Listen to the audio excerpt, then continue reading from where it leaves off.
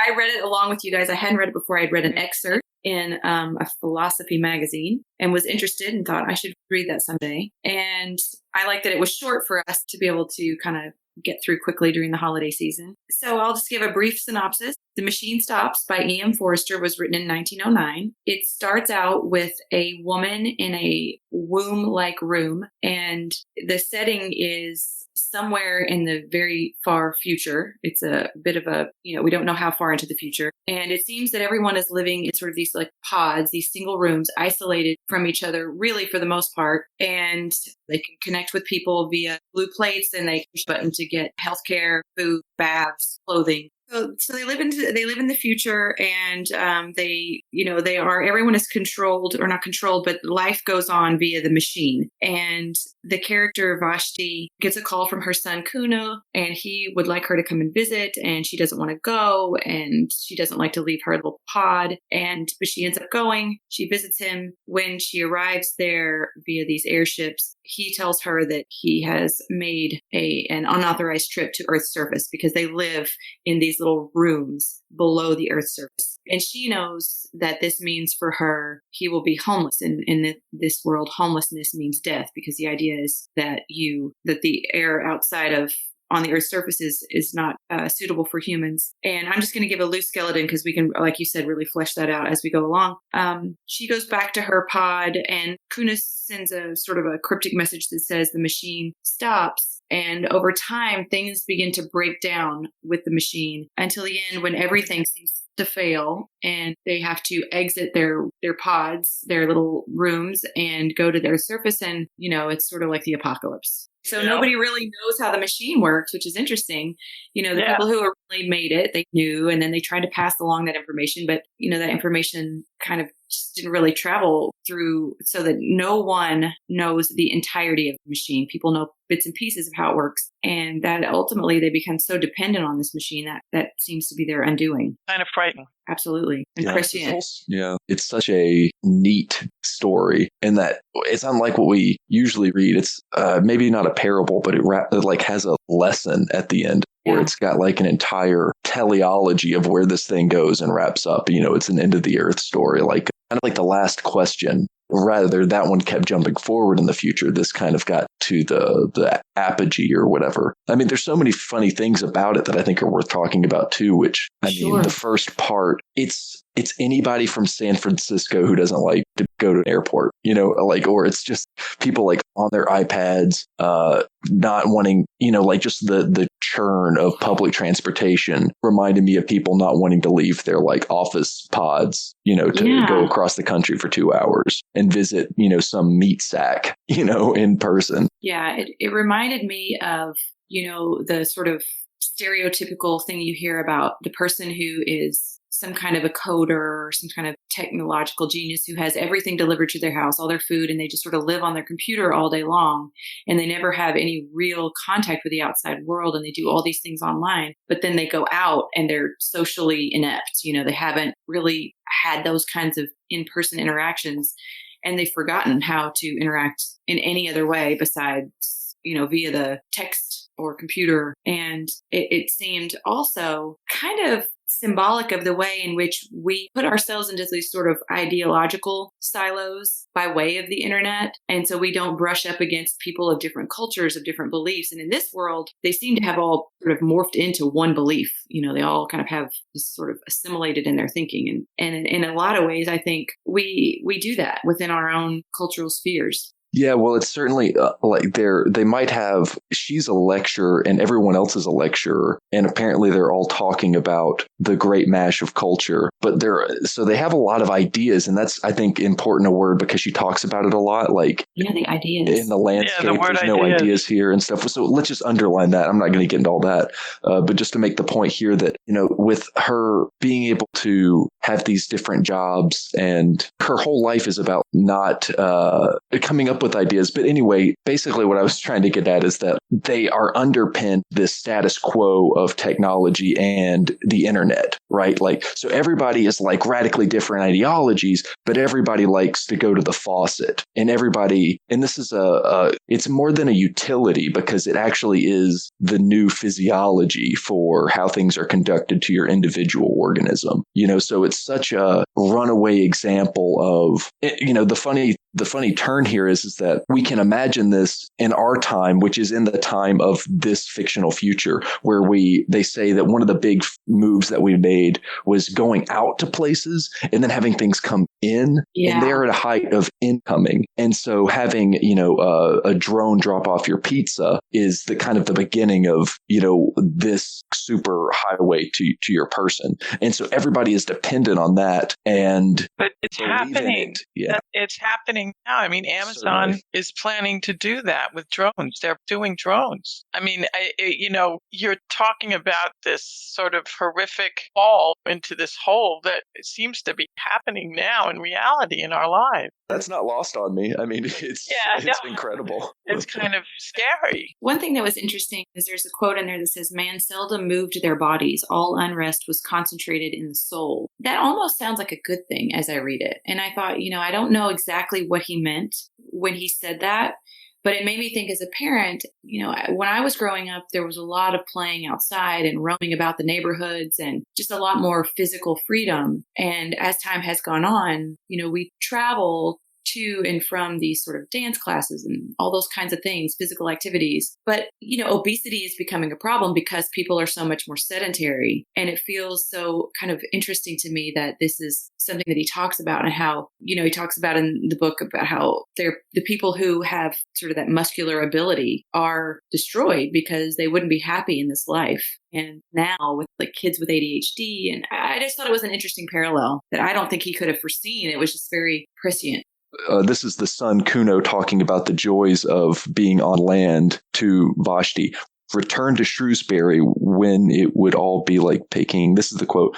Men seldom moved their bodies. All unrest was concentrated in the soul. I wonder if he's using the concept of the soul as, I thought about that because that quote that you made, Jennifer, I really liked as well. But then I thought, wait a minute, maybe he's not really talking about the soul in a more spiritual way. Maybe he's talking about the non-body, the non-physical. That's why they talk about these ideas. You have to have ideas. Maybe that quote you're touching on, Nathan, as well. That concept of how the ideas are more valuable. If you don't have ideas, you're worthless. Yeah, I think we could identify it as spirituality, or rather maybe consciousness, not unconsciousness. This isn't a matrix thing, which is like satisfying your feelings and laying on top a conscious layer. Mm-hmm. This is just like you enjoy being on Netflix all day and eating takeout. Can I make a suggestion? Yeah. So I think that when they're referring to ideas, it's a callback to the idea, to like Hume's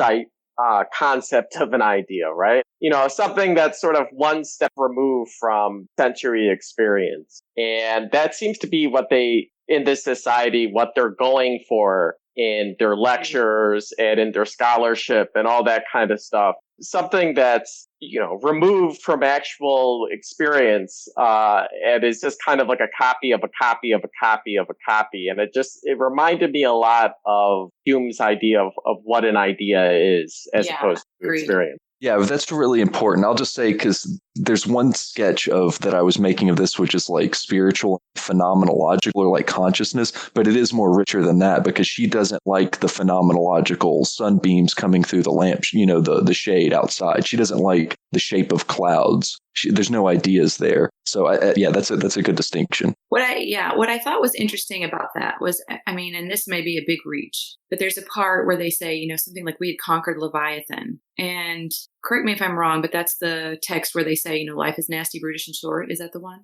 Hobbes' Leviathan? That's right. Yeah. And I thought about how, the idea is that they've moved themselves away from nature such that nature is just, we are unaffected by it, or they are unaffected by it. It's no longer part of what determines the way they see the world, the way they experience the world. They are completely separate from it. And in that way, they've conquered what was the ruler for so long, and they've idealized or sort of made great the concept of intellect or even rationalism, because they say that, the firsthand experience is terrible, really. You don't want that. And you're better off when you have the second hand or the third hand and all of that. And I thought how interesting that was, because you have that idea that's clearly running throughout this book. But then you also have the fact that this machine that they have created as a result of their intellect has become something that they no longer can control or really have full understanding of, and therefore it becomes their end, right? So I thought that was a kind of interesting juxtaposition in the story. Well, there's this dichotomy between like materiality and this ideational plane, and like when Kuno has this rebirth, and he has to figure out what the meaning of near and far is, and it has this material aspect of it. Just has to walk to and fro just to work his muscles in order to go on this journey it eventually goes on to. But as far as the idea end, to me, I agree with what you said, Daniel. And to me, it was an example of how I just thought, like, in the particular, Forster just got it wrong. Where I think it's an incredibly prescient book, but I think what he saw as a fact of this technology was that it would eventually lead us to some essential aspect of like communication, which he took as like ideas. But I think the way I experience modern day communication and how technology influences that, it's not that things have gotten further removed and that we talk about concepts of concepts. It's very much material, and it's very much appearance, in the sense that instead of being in this hive comb place where we have white skin and gray hair and are like disgustingly ugly and don't like judging by appearance, it is completely appearance, right? In the way we interact on Instagram, Twitter, Facebook, it very much matters what everything looks like instead of like if it's a good concept, for instance. It's interesting. In this novel, it's as if people are kind of becoming less bodily.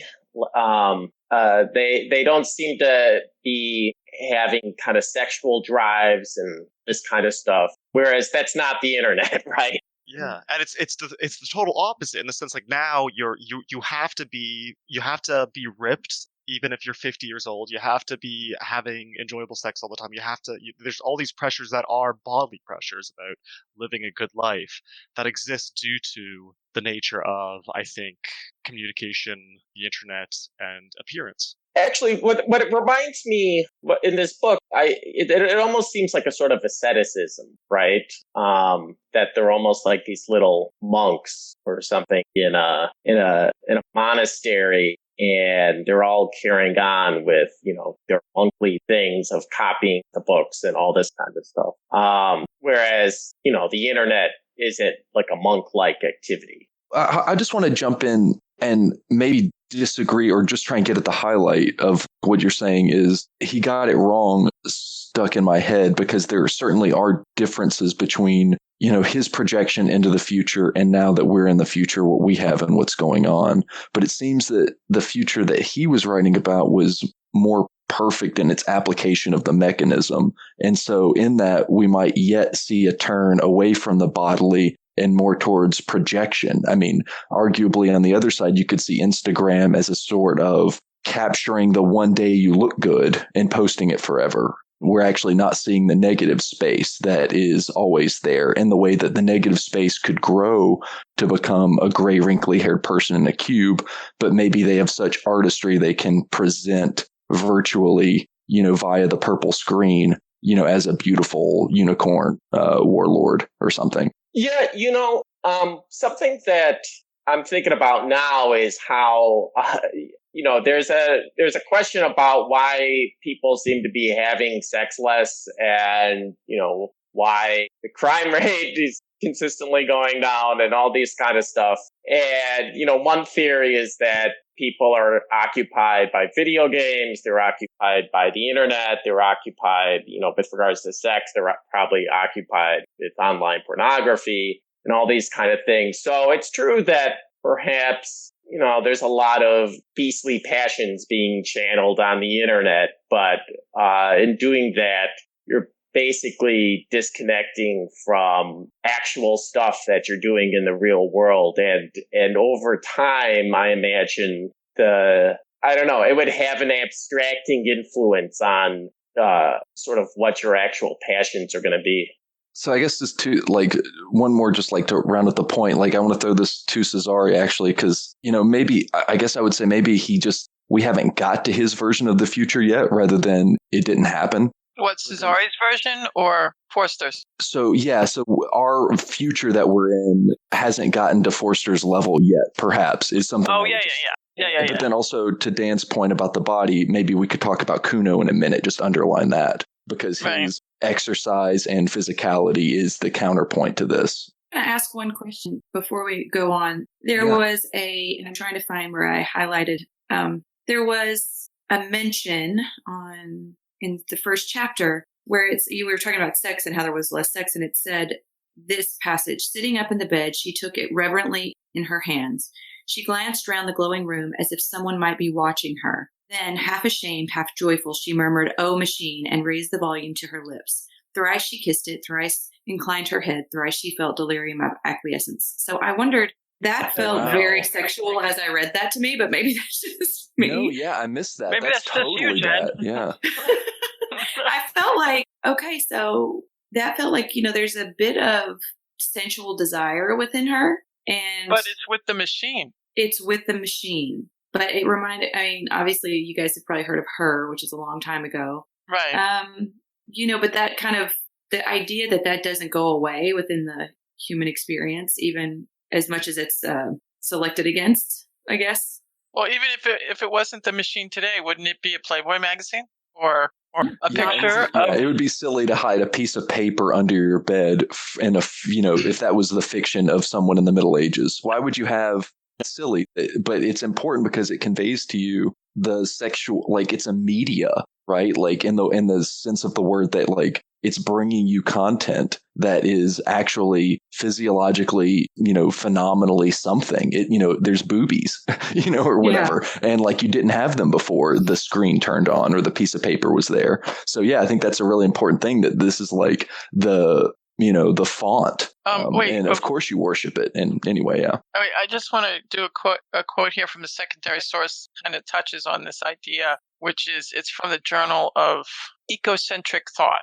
The machine stops satirizer's hyper-mediated contact, and in its place valorizes contact made with the fleshly body, so much so that it fantasizes the removal of all technological mediations between that body and the real. This move carries strong eco-criticism, in its suggestion that all authentic connection, whether between people themselves or between people and the earth, must be corporeal. The narrator's apology on behalf of beautiful naked man and his nostalgia for the robust technology-free body are, however, both problematic. Forster appears to conflate nakedness and fleshly connection with unmediated contact or full presence, a view that raises many potential criticisms and questions. If the body proves to be but one kind of mediating interface itself, then on what grounds should the mode of fleshly connection be privileged over interactions mediated by motors, buttons, and video screens?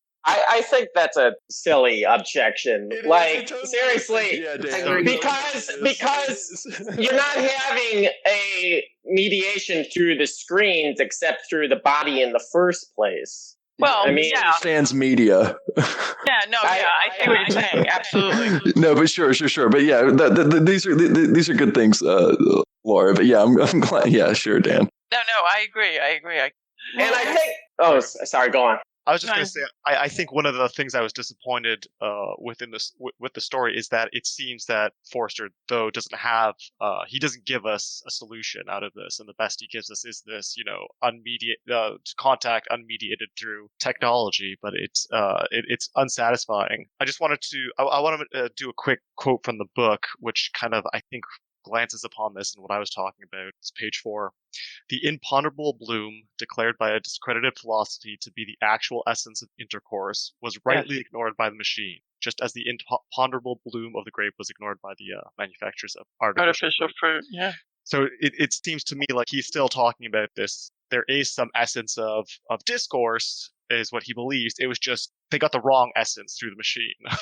Well, and I think, go ahead. oh, sorry. I just think that shows up later as Kuno experiences his physicality again, and he realizes and he understands and he says, man is the measure, which is such an interesting thing because it just calls in the idea of perspectivism, or where the experience that we have in life is a result of our sensory experience. And that is what determines how we see the world. And to try and divorce oneself from the physicality is to ignore what it is to be human. And I think that I felt like as I read it, and I did not actually have time to read any secondary literature on this, so I could be missing it completely. But as I read it, I really felt like this is a sort of a cautionary tale of what happens as we get further and further away from an authentic experience. And I think Ian Forster's idea is that an authentic experience is one that's close to nature and one that is where we put our technology down and we sit in experience. So that phrase that appears, I think it's something that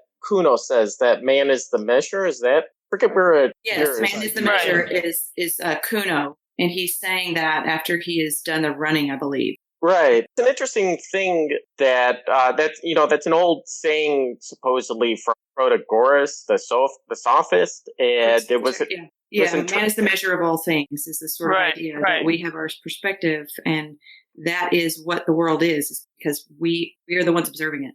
Right, and it's interesting. I mean, if I'm remembering correctly, Plato's basic idea about that saying was that it was relativism. Yes, absolutely. I mean, there's no question that you can't help but devolve into relativism when you talk about that. But then what is there? I mean, I think that's that problem with every philosophy is that at some point it collapses. Not everyone, but many of them collapse into relativism. And also, there's something special I just feel like there's an antidote that gets down to that relativism, or like whenever, we have all these ideas about the universe. It's also interesting to remember that we are also a thing that is having an idea about the universe, and it's not the real thing. I know that maybe that seems obvious, but it's not just relative. It's also that it's relevant. It matters to us. And that's something that without which it's insane to have a discussion. If you get so far removed from the conscious experience, then what are you even talking about? It ceases to matter in a real way. That's why that thing is silly about the mediated contact, because having a screen is not the same thing as having eyes. I mean, abstractly, yeah, they're on a spectrum, but they jump orders of qualitative magnitude. I mean, whenever one is. So I'm sorry, I don't want to get too far away. There's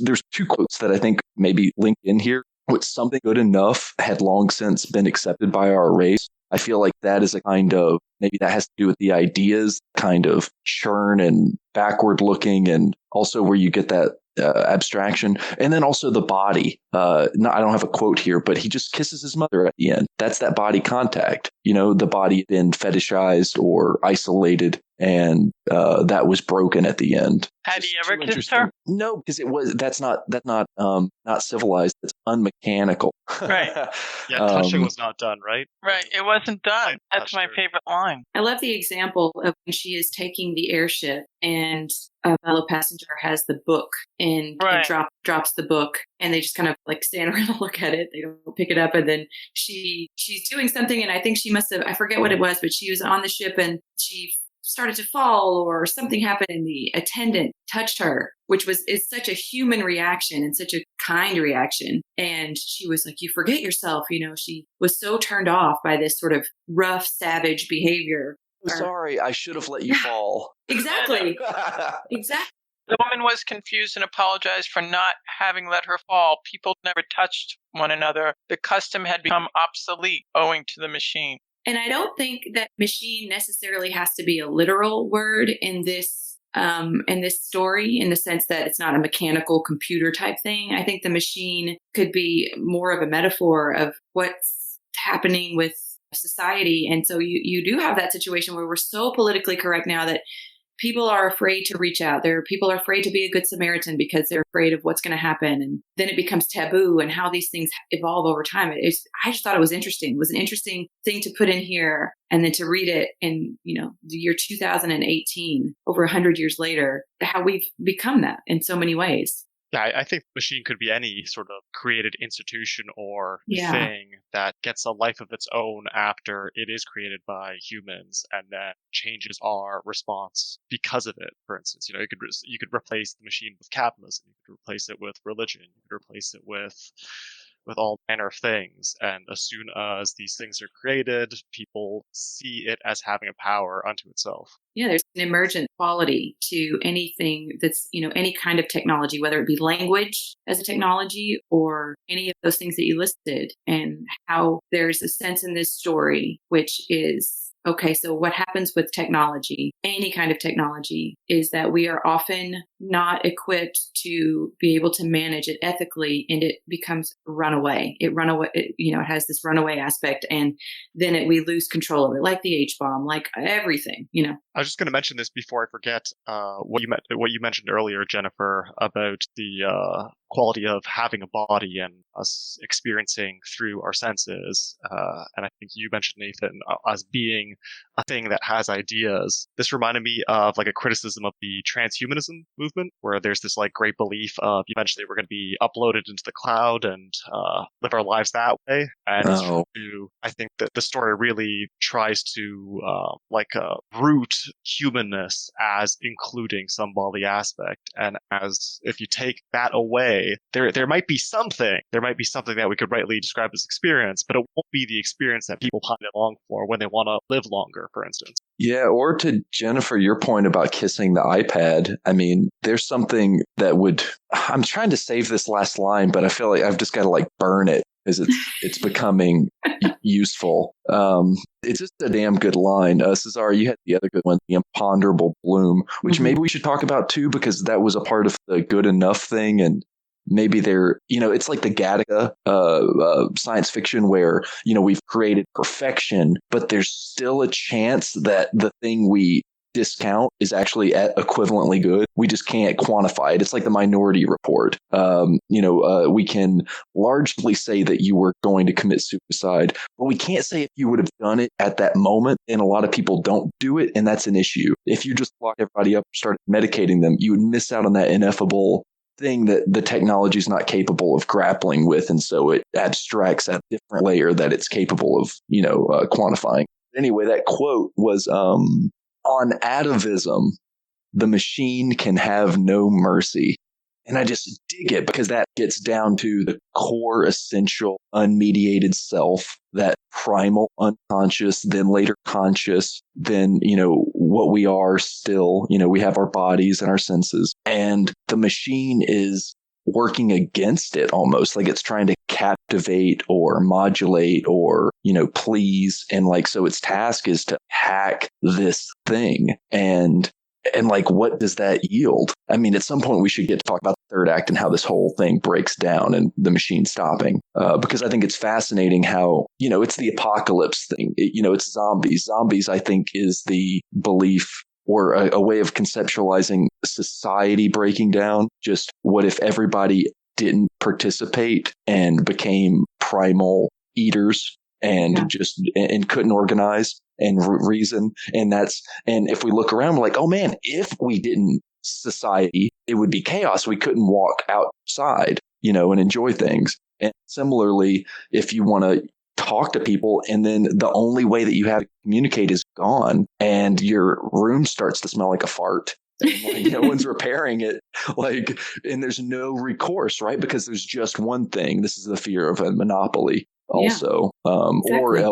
or just a stupid god or something, where there's an absolute authoritarian power, a crazy king, and it's like Kafka, but one thing I'm kind of reminded of here is, I just know that Forster was gay, and there is an element here where I kind of suspect that maybe that's something that he has in the back of his mind, right? That. Okay, at the time, if you were going to be gay, you basically had to say, fuck the law, fuck morality, all that kind of stuff, right? And you actually had to kind of go out and, animalistic. And I can't help but think that sort of experience is, somehow being alluded to here, or at least it's the sort of thing that he has in mind here. right? Oh, totally. Well, I mean, I didn't know that, but like that just makes it like his argument, I feel like even more stronger because he was a person, who's able to express bold body and spirit. It's like Fight Club almost, that appeal to the body and like connecting with. I mean, it's stupid, but the underlying appeal is there's something to being flesh and blood. And in death is okay if you get something out of life that's meaningful. Sorry, I was just trying to tie it into the third part here where, you've got the young man who's bloodied and she's like, are we going to make it? And he's like, no, we're not going to make it, but it's okay. You know what I mean? Like, this is living. This is like what it's about. This is the veil removed, be here now. And I think there's something about that repression again. I mean, you tell me that this guy's like, gay in a time where it's hard to be gay. Yeah, like that tells me that he's looking at authoritarianism in the face. Right. This whole story is kind of a brief for that sort of argument that you basically sometimes have to not care about culture. That's kind of the basic argument of the story. At some point, something good enough began to pass. Don't we feel that way about like modern, mediated, homogenous, stupid culture? There's a woman, Sherry Turkle, she writes about technology a lot. And when I listened to her talk once, she was talking about her daughter had gone to something. She had some sort of like animal that was an electron. It wasn't an animal. It was like a turtle, and it did a certain number of things. Like, it would walk and it would respond in the way like a robot responds. And a question came up of whether or not it was living or not living. And her daughter responded that this little machine was alive enough. And I thought that really came to mind for me because that's where we are. When you talk about something being living or not living, that really calls into question, what does it mean to be alive? And so much of our technology is alive enough. I mean, we have robots now. My kids are getting these little coding Cosmo things for Christmas. And, it's just whether or not you generate ideas we all have Alexas in our houses and all these things. And now the idea of what's living and not living is getting murky in a lot of ways. And what it means to be alive, the way he talks about it here, is called out. It's the nuance in the facial expression. It's the connection that we feel when we're in the room with someone, sharing space with them. Is that the imponderable bloom? It's in that section, yeah. Yeah. Is that I'm asking, That is what, there's like in phenomenology or any of those kinds of where you study being, is that thing that is being that is more than just the senses, more just a sum of rods and cones and sound waves and, nerve endings. It's what it is to be human, that ponderable bloom. Yeah, I think that's my thought. That makes sense. I don't personally believe this, or I don't necessarily believe it, but somewhere someone would say, well, how can you really escape culture, though? Yeah, I agree with that, actually. I don't think you can escape culture, but I also don't think you can escape what it is to be a human being, however that shows up. Culture doesn't have to be the media. That's like saying the culture is the all roads lead to Rome or something, like the streets or like a viaduct. I mean, I guess because it's all dealing with material, right? Like that gets down to it. This version of it has brought all material to a apex, or a center point, a nexus. It's a reductio ad absurdum, right? Capital T, the thing. And it's kind of hard to imagine it has a culture that kind of, I feel like, is brought along with, they're connected and intertwined. But I mean, it's possible to imagine, and this is where we're getting away from the text. We had to kind of stick with their argument, I suppose, because it's possible to imagine other ways for things to be, but this is one such of those ways. It seems possible to have a multivariable, AI that's not a monolith. You don't see that very often. You don't see a council of, representatives of the AIs or something. Maybe that's common in fiction or whatever, but it's just different from this is the thing. And in this one, if it controls everything, it doesn't make sense to appreciate anything else. Cause what else is there? Bitter air. I mean, yeah, if you're Kuno, because it's still like something, it still taps into that thing. Well, the idea for me when I read this story was, how did they get here? And I thought, well, the assumption before this story for me was, okay, there's been sort of some nuclear holocaust of some kind. And this machine, I had the idea that, and I'm just going way out there, I had the idea that this situation was created because Earth was no longer habitable, and they had to come up with a way to perpetuate the species, and that perhaps they created a situation where the machine might self-destruct in this way, So it's unlikely. This is just a theory of my own, but I'm just thinking people have become so accustomed to living in these pods. And the reality is, if you don't, you can't exist in a vacuum. This cannot continue. I mean, we don't know how it all is made. We don't know how the fake fruit is made, and we don't know how it all works. But the idea of, being able to be completely isolated from any kind of material from the outside world and be able to take that material and harness it into something that we can use, that seems unlikely, right? Just conservation of energy seems like that wouldn't be a feasible thing to happen. So I guess the point being that they've gotten away from this idea of real actual life on Earth. And so this was created by man. Is there that council of, what was it called? The various councils, there's right? committees and heads. It's very Committees, governmental, bureaucratic. Right. They're supposed to essentially repair and run the machine. And if someone has a complaint about some sort of thing not working, they're supposed to bring it to the committee. The committee, right. Yeah, go ahead. Yeah, but no one person understood the monster as a whole, right? And that was kind of the interesting part because, there's nobody questioning this. There's nobody saying, where does this little arm come from? I don't know if you guys have, I'm sure everybody's read this in the art of motorcycle maintenance, where it's you get to the point where you just don't know how anything works and you're unable to do anything about it. You're so far in, and I think we are at times so far in. Oh, isn't that true about religion? It's interesting. Is so many degrees of separation that we why do we believe this? Well, one of the interesting things here is that you could read this in contrast to, say, 1984, where there's clearly people who are at the center controlling things. And whereas this dystopian, kind of somewhat totalitarian sci-fi, no one is actually is in control. Somehow or other, this all apparently happened without any sort of conspiracy. People just kind of moved towards this. There's one point where Forster actually makes it clear that the committees don't actually control what people, how this kind of culture in the machine develops. There's a quote.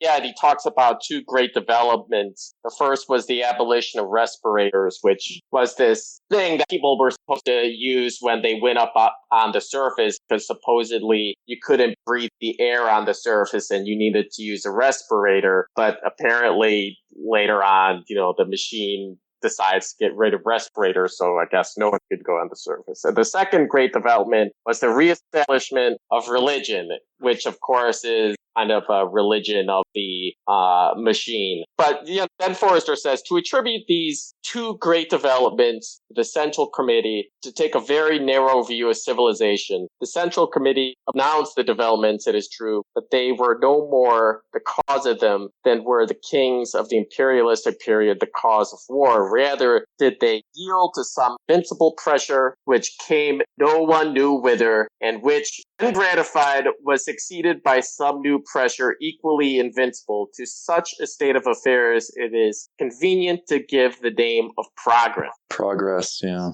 So with regard to the respirator, I feel like I want to discuss this whole idea of going to the surface, because it seemed to me very confusing, because I was unsure of why there were blood, there was blood coming out of Kuno's orifices as he ascended to the surface. And then it seemed as though he was able to be okay without the respirator on the surface. And then, he got sucked, pulled back down by the machine. But is Earth habitable or not? I think what happened was just that they kind of breathe a rarefied air down there. And if you try to go up, that it's just a bit harder. Yeah, I think it's a process of adjustment, but it may take a while. So if you think about this becoming, why would they ever go down below Earth's surface in the first place? And so there was some sort of terrible, environmental disaster on Earth, and they have to do this. At this point, it seems as though Earth has become habitable again. And maybe the people who originally designed this didn't foresee people, they didn't understand the way people evolve as the technology. I mean, I can't help but think of, the medium is the message kind of thing. They don't know how this is going to evolve and how the people will evolve with it and how they will change and how,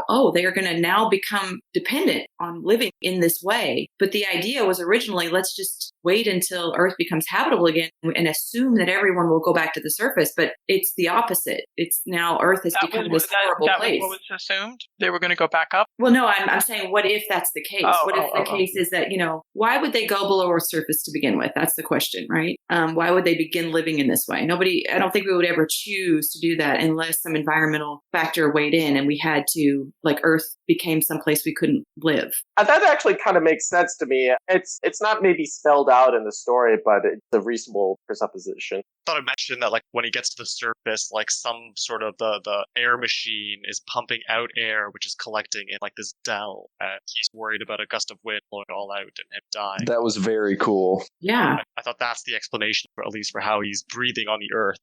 Is that the explanation? Because then they have to be in his head. Like, you might be right, though. Like, he might be imagining, like, he needs this air.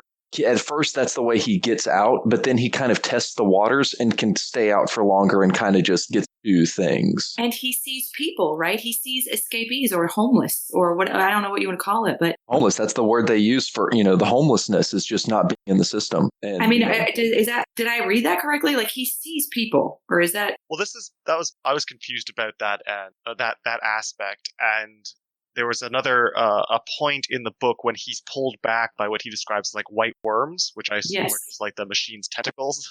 Yes. He at one point mentions that, like, he wishes he had been like her, where the worms went through her neck and killed her, and it never really describes who that person is. Those were the bones that was my question. Escapees. I think maybe y'all have seen Snowpiercer. Snowpiercer, I think, is very interesting, like a good analog. Like, they have a whatever, like, all of society is compressed to a train and it's surviving in an apocalypse, and the train is an allegory for a civilization because there's improbable trains, like, for nightclub train and education train and, butcher train and stuff like that. But they, through the window, can see along their rotation around the Earth bodies outside that have tried to escape and are frozen in the waste. These bodies that were out there in this story were left to prove that it was deadly by the bones on the ground, that, trying to live out there was hard. And, I wanted to bring up Snowpiercer again because I think it's an interesting thing. It shows you a state of things, and this is the status quo.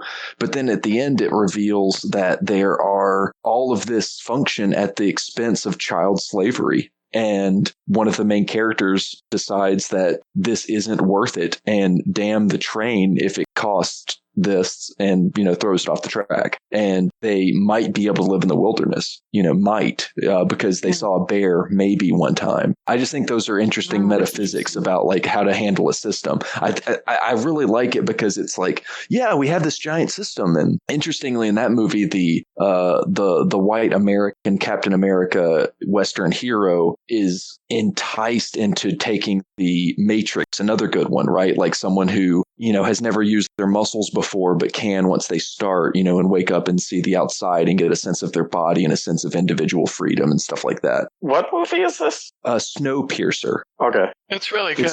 It's very good. It's by a South Korean director. So while it might be framed as a American, like, Under Siege movie, with Steven Seagal, it's a very good, like, intellectual action movie. But anyhow, I bring it up because, like The Matrix, like other kinds of future gone awry in the systems that are dominant, the question is, what do you do? And anyway, just to tie it back around, how does Kuno know that everything is stopping, or that the machine is going to stop, or he's seen it? I mean, that's interesting to me. But anyhow.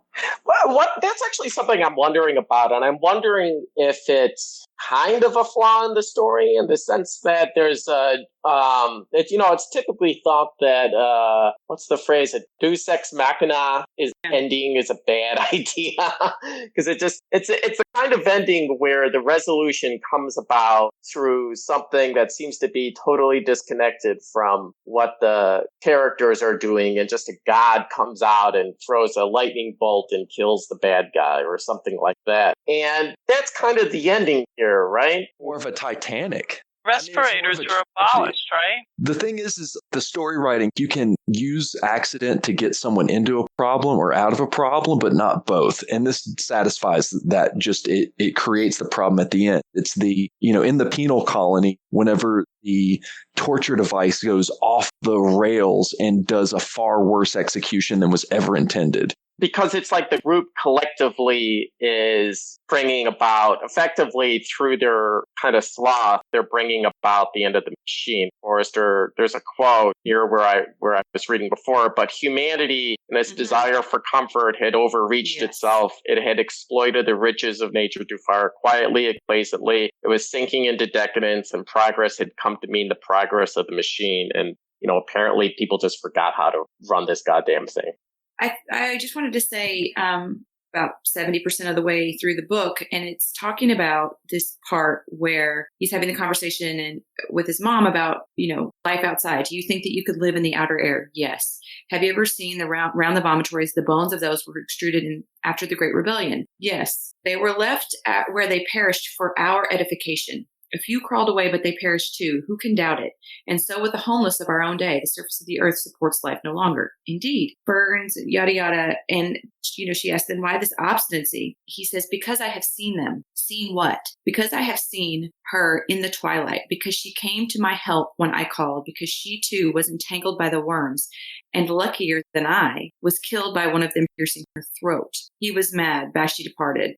I don't know. I thought there was something there that he says, those bones and everything are there for our edification so that we stay where we were meant to stay, so that we stay with this idea that it's not safe to go out.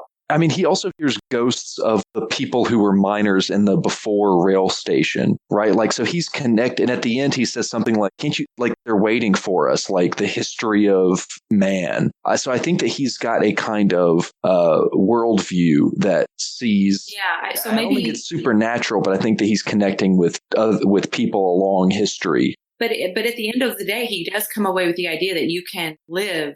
I don't think they're dying. I don't know. I just feel very confused and conflicted about that. That I thought the idea was that they could live outside on Earth's surface.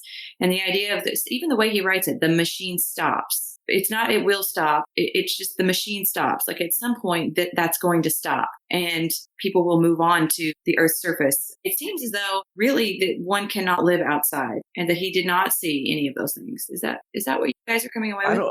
Yeah, please. What was the reason why you thought that maybe people can't really live outside? Because that seems to be the big point at the end, right? That they can, correct? I think that's the idea. I think this might be crucial because, like, he says the machine stops. How does he know that? His experience is not in the eye of the narrative, like, authority of, because, like, the narrative voice, that's something to bring up. Like, at one point says something like, this is, as far as my recollection goes, it's about to close, something like that. Like, it breaks out and it's like, here's the author telling you this is kind of like a dream they're having. But like we don't get to see Kuno's experience. We're focused through Vashti, and we understand that Kuno goes through more than he tells us because he doesn't tell parts of his story. And parts of the story that he does tell, he's got wrong. Like they weren't worms, they were tentacles from the machine. And the woman that he saw was really dead, but he saw her life and she was killed. I'm not sure about other specific things in the desert, but at the same time, like how he knows the machine stops and all that, I think he is going further than what we get to see in the narrative. That makes seeing sense. Stuff. Yeah, that's what I gathered. Like I felt like once he discovered that he could go out, I felt like he went out. Yeah, and he figured out the problem, the long-term problems with the machine. Maybe. What was there, like a 2-year gap between his going out, telling his mother about it, and that this part 3 of the story where everything falls apart? I don't know. I just got during the years that followed. I don't know. I didn't ever see the actual number of years, but yeah, it's years. Can we just comment on the style just a little bit?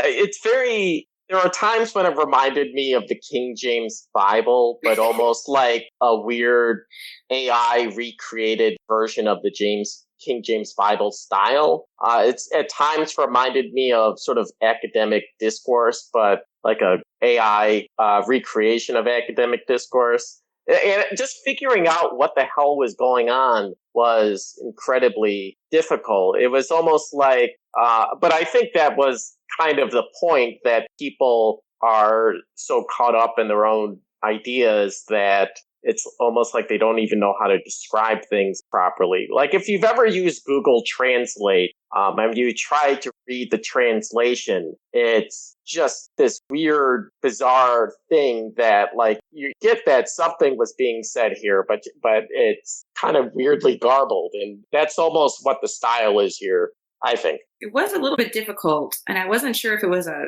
technical choice to make things a little bit more obscure, or if I just was having trouble understanding. But I did feel as though it was difficult. I'm not 100% sure I know what you mean about the King James reference, in terms of, was it actual syntax, or what was it? There's a lot of hithers and thithers and stuff like that. It's not just the cadence of it. I think that's, you know what, that reads to me very 1909. Anything in this time period, it turned into the turn of the century or the early beginning of the century, it all has this yeah, perhaps. In any event, maybe that's just subjective. Did anybody, can I just ask one quick question? Did anybody have the repeating of a line, or do I just have like a bad Kindle copy? My where copy it just is also terrible. Misspellings. It's hard to, and there's tell no if it was capital letters? artfulness or not. Like there was superstitious phrase, do you mean that you could live in the outer air? Yes. Have you ever seen around the vomitories the bones of those who were extruded after the Great Rebellion? Yes. Have you ever seen around the vomitories the bones of those who were extruded? And I thought, okay, is that a typo, or was there some reason that I had that too. I thought it was more for emphasis. There was another point also. I feel like maybe just before that, a little earlier, and I wish I could recall it because that would make a pattern. But maybe. But so I think that might be like authentic dialogue, because like whenever it read as "I didn't hear you," and an insistent mother repeating everything deliberately again, so it read naturalistically to me. But Can I bring up something? This is toward the end, where the first thing that happens is the respirators are abolished. And then the second great development was the reestablishment of religion. Mm-hmm.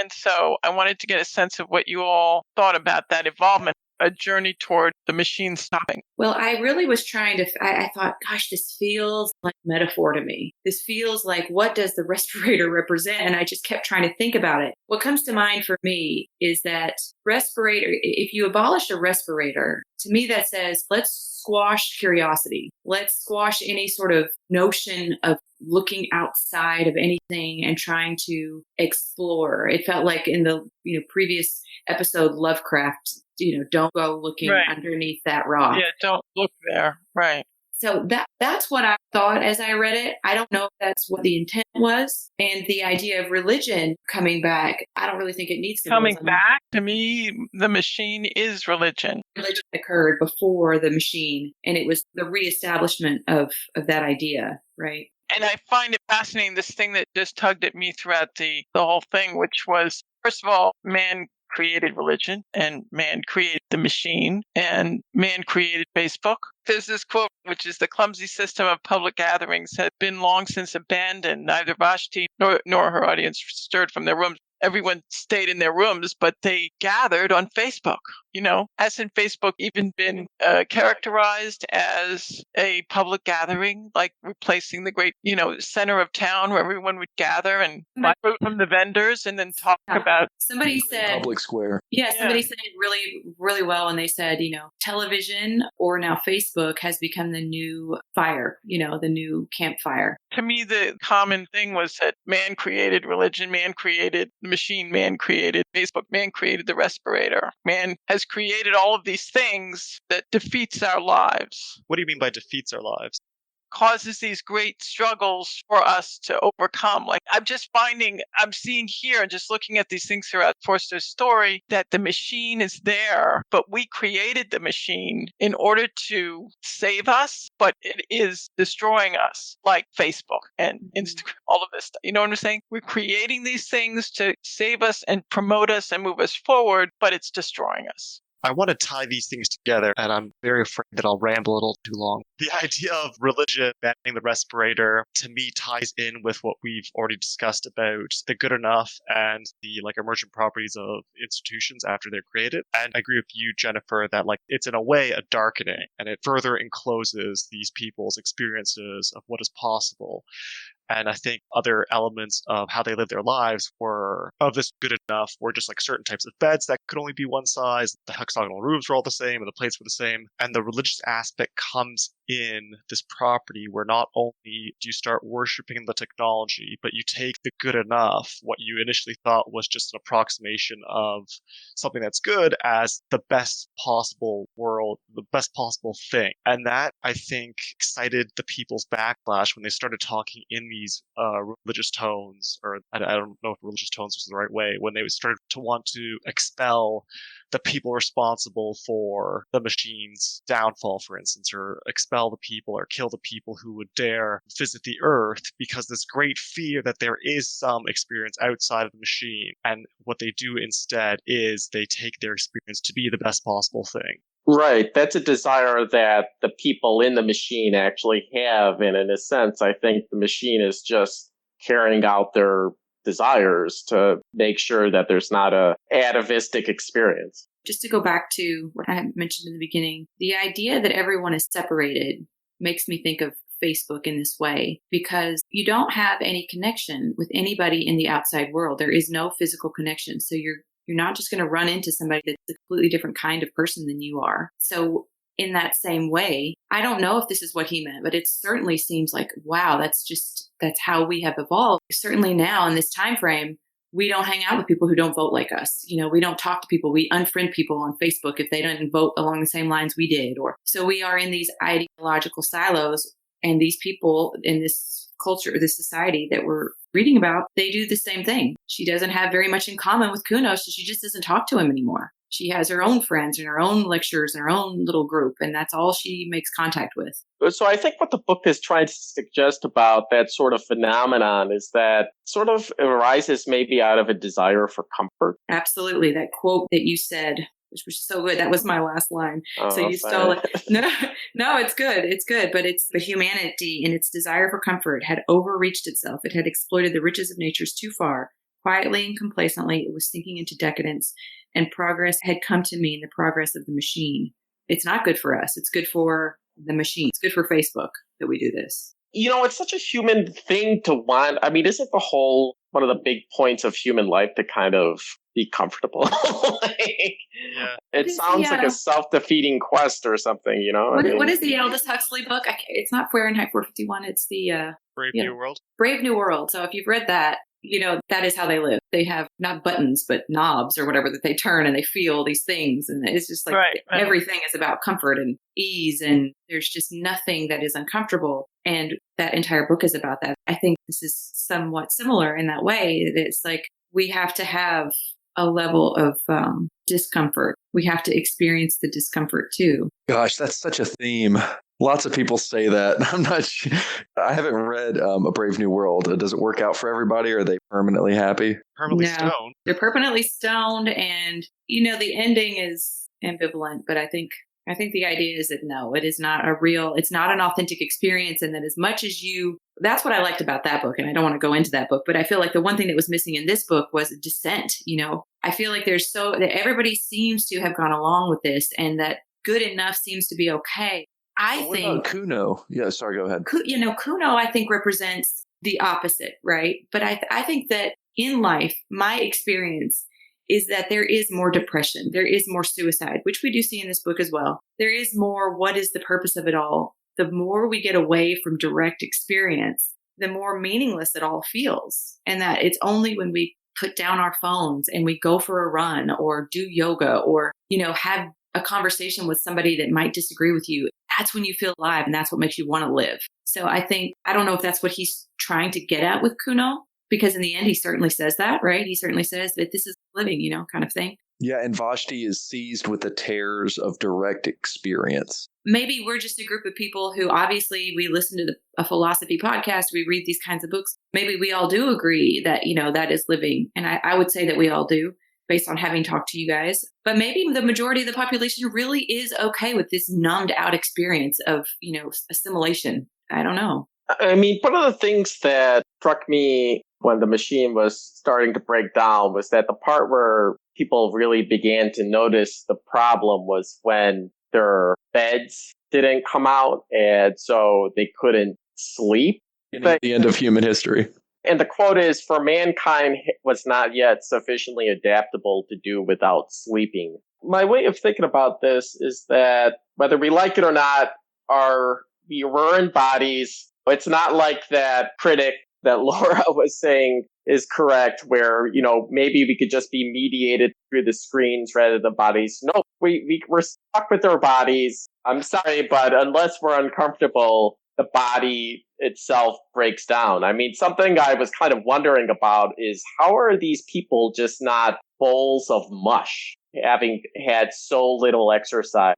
Maybe they wander around the rooms a bit. He says a lump of flesh in the very first, page. I think something is a lump of flesh in sort of the shape of That's a woman. right. There's a quote at the end. I just want to get to it, even though I'm sure it's going to be someone's end quote. He's talking about how technology is nice, culture is nice, et cetera, and then Forster says, "And heavenly it had been so long," i.e. culture, technology, etc. "And heavenly it had been so long as man could shed it at will and live by the essence that is his soul, and the essence equally divine that is his body. The sin against the body, it was for that they wept in chief. The centuries wrong against the muscles and the nerves, those 5 portals by which we alone apprehend, glozing it over with talk of evolution until the body was white pap, the home of ideas as colorless, sloshy stirrings of a spirit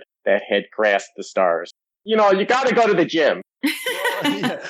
Oh, no, it's just another thread I wanted to pull up. But since we were talking about the body, it seems to me the body is crucial, and it makes me think of the individual. And so the individual is isolated in Vashti, and we've got the Kuno is like liberated in his body. And it also seems to be something about, like, if you think about the human body and the measure of a man, then you also get something like human rights, like, kind of flow from that idea. Like, isn't that connected, that like an individual body, a person gets a certain respect, as a consequence? Like, I feel like that is something that is, so whenever you get to something like the machine and it breaks down, there's not real, like, because the state is the machine, there's not a department to call whenever the department's on fire. And there's a real issue that comes to butt up against, like, well, now everybody's person is connected in this way, and they are bodily connected to the state. Some die from the shock of hearing silence from the first time, right?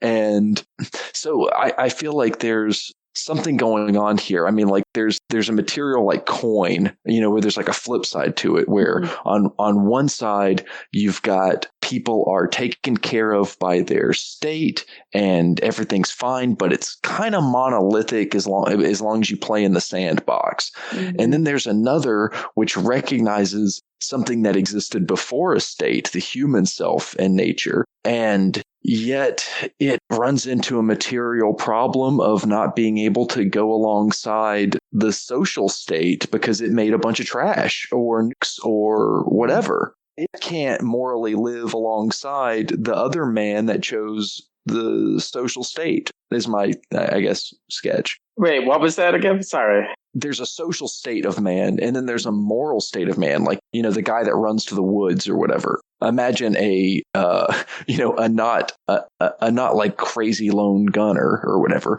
but someone who maybe just wants to, like, undiscovered tribes, let's say, or people who just want to live on their own means in a cabin somewhere and not get, mail and email and stuff like that. There's something different going on, though both people are the substrate of man. One is choosing the bodily, I can use my muscle to cut, and another is saying, I want to be at the ease buttons. And and the downside of one, I mean, sure, you've got your nasty, brutish, and short, but if there was a solar flare or whatever, the machine stops. it's so crude. It's such a terrible, dumb breakdown. There's no other recourse. And then you realize how pathetic your religion structure is.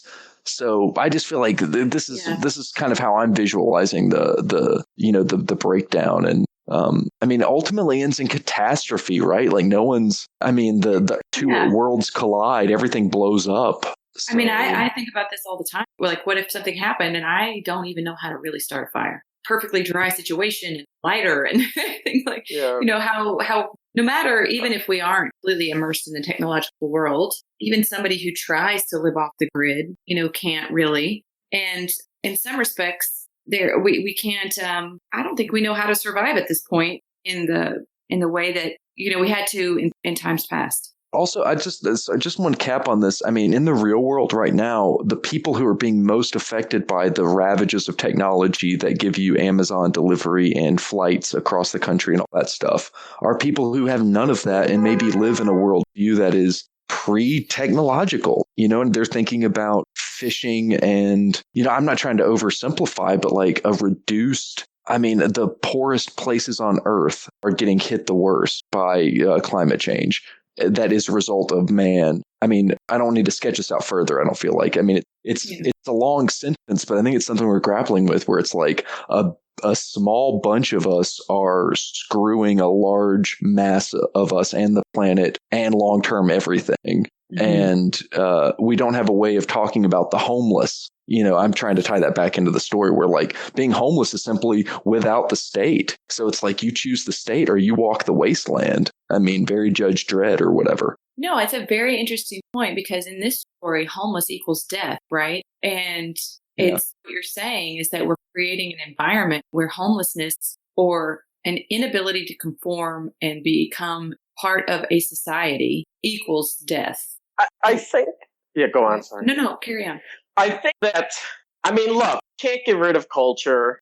I think Forster isn't seriously suggesting that we're going to give up technology and culture completely or anything like that. But I think the critical idea he's trying to suggest is that you have to retain an ability to step outside culture. And that it has to be a sort of reality check, I guess you could say, that you always have to, right? I mean, I think that's the critical thing. And I think that connects with, the basic kind of foundations of liberalism, and that if you're going to be able to, if it's so critical for the continued survival of the system to allow people to kind of step outside of culture and sort of think for themselves and experience for themselves, like you have to have rights basically that allow people to go ahead and do that. You can't have social rules and legal rules, and et cetera, that constrain freedom too much. So I think what's interesting what you just said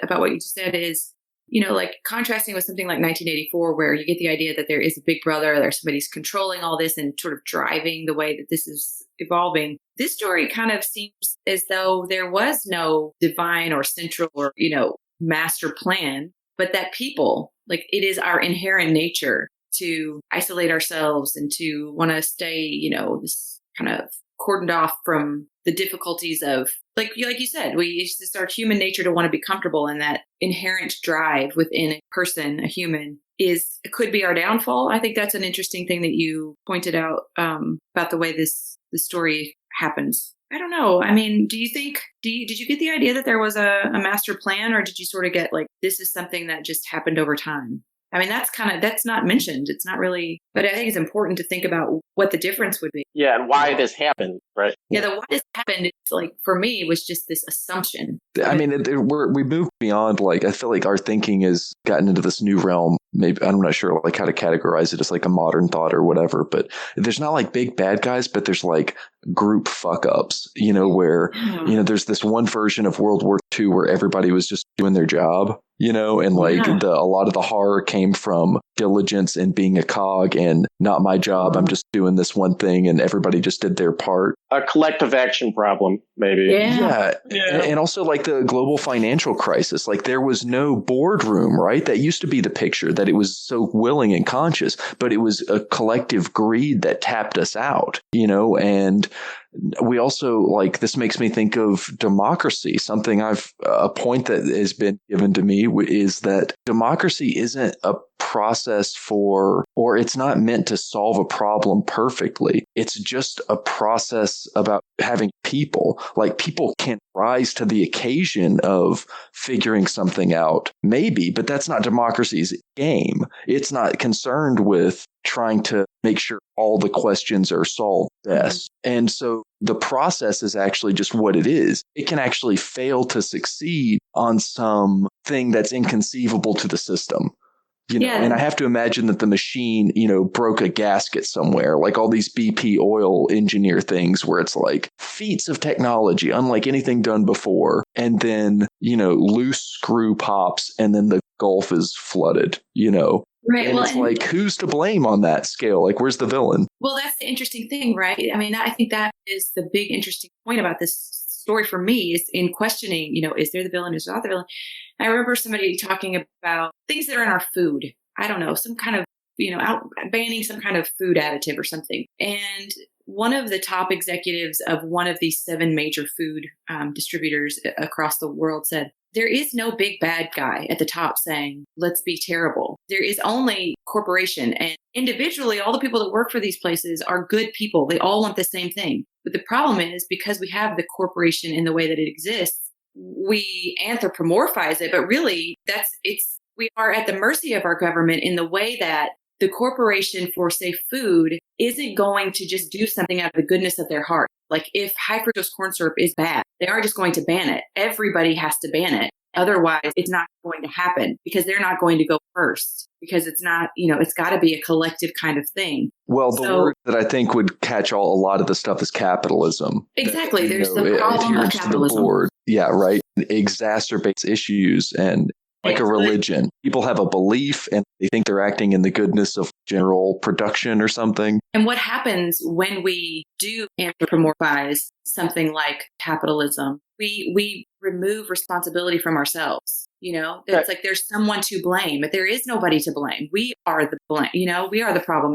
And that's kind of what I think happened with the machine, is that the machine became a god. The machine became the thing that was responsible, but it wasn't. It was the people. The people decided how this went, and they didn't take care and realize that how this was all, how it all worked. They didn't take responsibility for it. They allowed it to become a god, and then it became something out there to blame. Then it seems hard to pick on people in their own time for, even though I'm mad at people for not seeing the writing on the wall of Facebook 3 years ago, and people did, right? That's the damn thing about it, is that people have been yelling about global warming for 50 years now, and it's slowly taken on the edge that it has, and it's might not be able to make the cut. What does the book have to say about this collective action problem? I'm not sure. Well, let's look at the third part. That downfall is crucial because everything breaks down, right? People die off immediately. There's, people locked in their rooms, presumably. It's just a massive, Yeah, but at the same time, religion was reestablished. And then they have their apocalypse, right? So it's they have their... I'm just putting it out there. I'm just saying, what if the point is that religion is a way to absolve ourselves of responsibility? Duh. Yeah. Absolutely. So that's the point. So there is no, but there is the reestablishment of religion. That is the problem. Yeah. When you squash, I don't necessarily feel this way about religion. I think I have a lot of feelings about religion, but I'm just saying, I do think religion has this problem in the sense that, once we squelch curiosity, we don't make ourselves curious and open. And once we absolve ourselves of responsibility for how the world goes, because there is some big thing out there in some way, then we run into problems. I would apply that criticism to, and I think the book is trying to apply that criticism to culture in general, right? About this, Daniel, because you've said this a couple of times, and I'm trying to get an understanding of what you mean, because I feel like culture is different from the media, and the media itself creates a new kind of paradigm, which is the central issue, actually. But you're talking about culture writ large, and I can't really point to any other alternative cultures with within the book, so to speak. I mean that all the kind of, traditional, commonplace sort of practices and ideas that we fit ourselves into in order to work collectively with other people. And I think in the strong stance, this is the strong argument, I feel like. Yeah. Culture. Well, I think that the machine is a picture of that, right? I know that we're talking a lot about him being prescient, but I think he's just trying to refer to more specific things, that more general aspects of human life. I think that's fair. There's a phrase for this. It's not parable, but it's like abstraction, so it can deal with the things writ large. People don't like the word allegory for some reason, but I think it's a good. I think we might as well call it. Yeah. Okay. Fable. Excellent. Fable. Because I think the allegory is like, because if you find something that can be an allegory, which is a metaphor that keeps working, basically, and can do like really heavy lifting, that's a beautiful thing. But I think, like a fable, because these things are like turned into. It's just a more concrete way to describe and explain and illustrate a very abstract element of human nature. Right. And so it's not just religion or Facebook or anything like that. Like, for instance, I keep on going back to homosexuality here, but that's just culture, right? That's the law. It's ideas in people's heads that get perpetuated. It's all sorts of stuff like that. And that's the real threat here, right? It's the whole kit and caboodle of culture, I think. And, I've always found it interesting that the word culture apparently derives from cult, kind of is religion in a sense.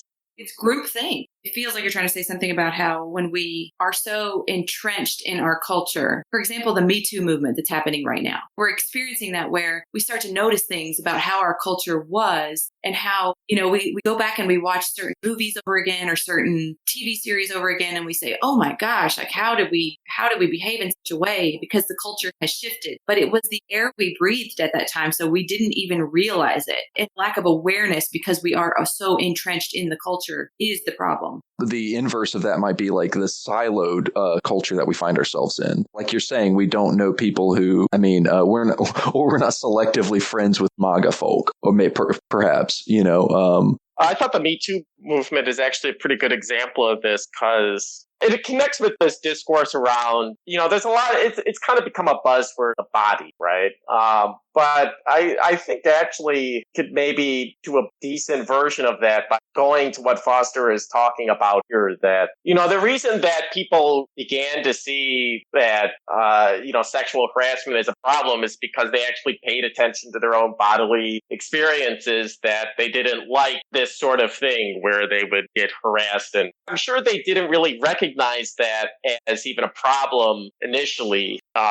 It's only by kind of paying attention to their own body that they came to recognize that, this is an actual problem, regardless of what society is saying. The crucial thing there is that there's a relative point, because then there were people who were not having that experience and could recognize it as better and well to not have that experience. And then to be able to communicate that to people, afresh before they had that experience or not. And for them also, because you have a lot of issues now talking to people in the Me Too movement, and they'll be like, you know what, you talked to me about PTSD. What about our soldiers? Or like, I had a man touch me, and it's like their bar for like what is reality and acceptable has already, not to say like been broken or tainted or like to throw that stuff on there, because there's no time machine, right? And like they've got to work from where they are. So there's no judgment about that. But there is already a kind of, you're not going to be able to get their willpower because it's already been spent on dealing with trauma to recognize something like a new generation who can and can appreciate, an alternative between two things. Whereas the first only has the status quo and is,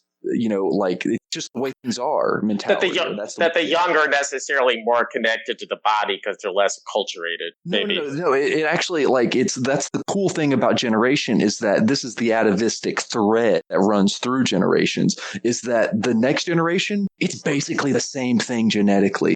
Now there's going to be, that sounds bad to geneticists who are going to talk about, genomic change through culture and stuff like that. Sure. But like, we're not wildly different different on if you do the Dawkins line each generation up on a road and then drive through them and they're like the same for 30 minutes. Right. It's like we're basically the same thing. So we're going to be able to tap into the same atavistic grammar. It's not like we're jumping into reptilian, make up a thing there.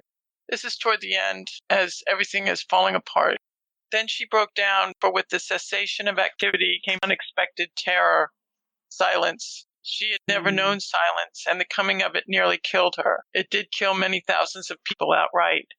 Ever since her birth, she had been surrounded by the steady hum. It was to the ear what artificial air was to the lungs. An agonizing pain shot across her head, and scarcely knowing what she did, she stumbled forward and pressed the unfamiliar button, the one that opened the door of her cell.